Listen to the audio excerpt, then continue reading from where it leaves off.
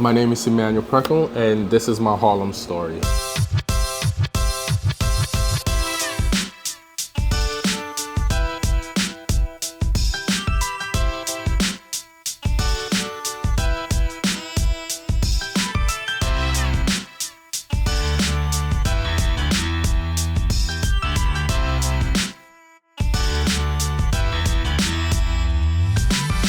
I am the owner of Elista Cafe, located in East Harlem between 118th and 3rd Avenue.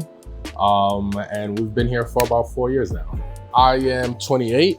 I grew up in the Bronx. I was born in Ghana. I came here when I was about 8 years old. So I've been here about 20 years now.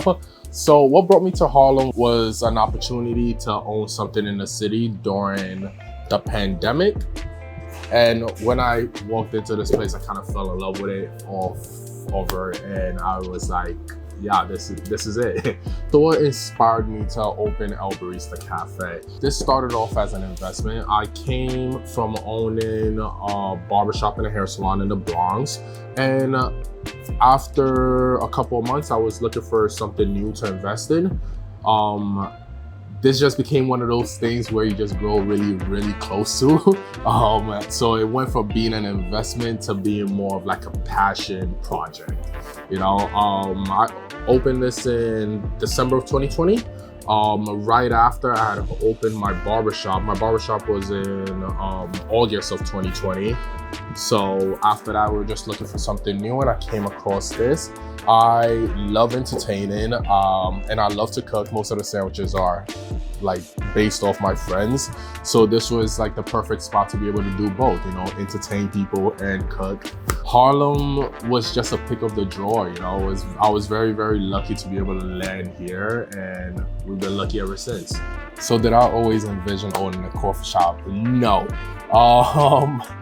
To be completely honest, before I even owned El Barista Cafe, I don't even think I drank coffee, honestly. I wouldn't have been able to even tell you the difference between an espresso and a drip coffee, but now I can, you know? But before, yeah, no, this was one of those things where there's a saying in our family, like you say yes and you figure it out as you go, you know? And this was one of those things where it kind of happened like that. You know, I said yes and then I figured it out as we went.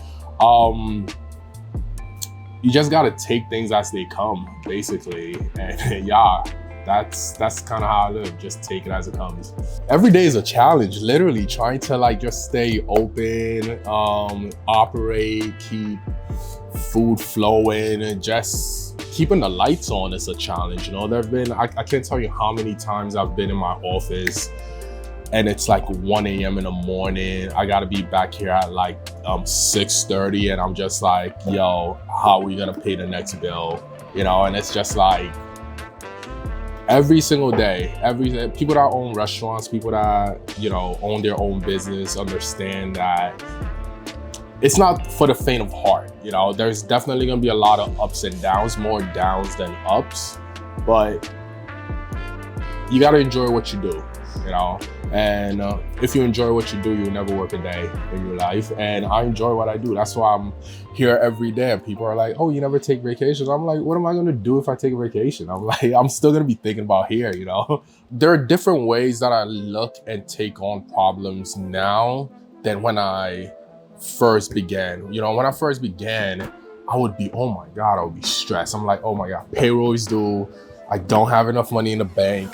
What am I gonna do? Like now, you know, it's like more so better planning and evolving, you know, because I didn't own a business before the barbershop and El Barista Cafe. All of those kind of happened at the same exact time.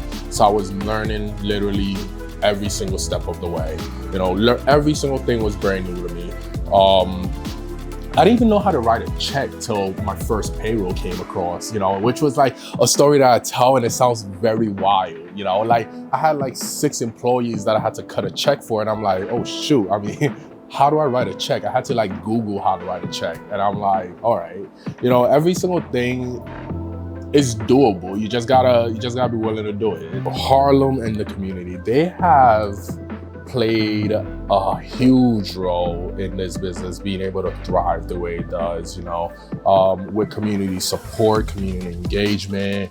We wouldn't have made it through the pandemic without the support of the community, because most of the time, in the midst of the pandemic, it was basically just me here after it got really hard, and I had to let most of the employees go, and it was just me behind the counter, you know. I was taking orders, making coffee, making the food, then also like cleaning up in between, and people were so patient. They would see me behind the counter, and you know, most of the time their sandwiches or their orders would take like 15 to 20 minutes to make, due to the fact that I was going back and forth. You know, so they were very patient. People kept coming back to support.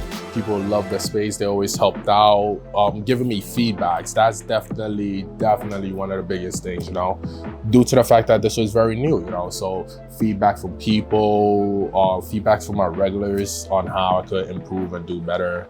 And just overall, the community has definitely stepped up and helped us thrive. In terms of El Barista Cafe specifically, it's definitely the friendships I've been able to create over the past like 4 years. I feel like I've made some really great friends here, and definitely, yeah, I'm very proud and happy about that. The culture we've created over here, that's definitely something I'm very proud of. And that's not even something on my part, that's just the community itself. You know, it kind of just formed and organically, and it's like the best thing, right? Like, for example, like this table itself, right?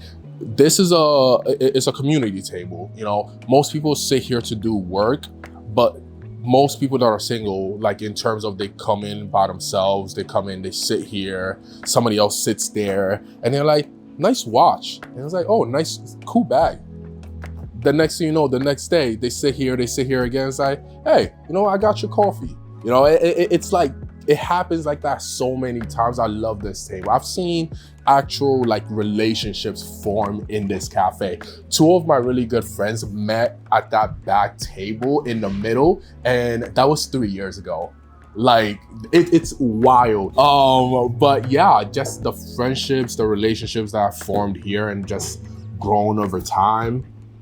Definitely waiting for like my wedding invitation when all of these happen. One piece of advice that I would share with someone that wants to start their own business: you got to keep going.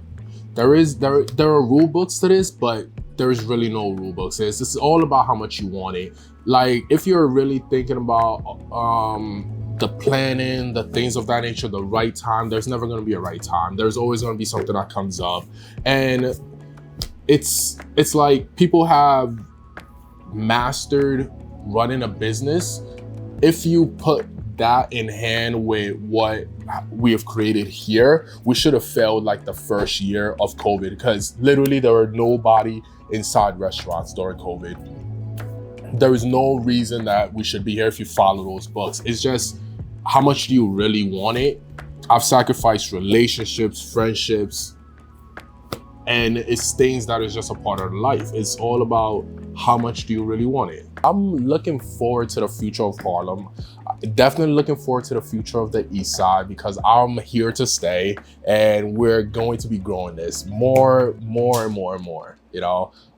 And I can't wait. I cannot wait for what's installed in 2025. So casually keep diving into concrete, so bittersweet.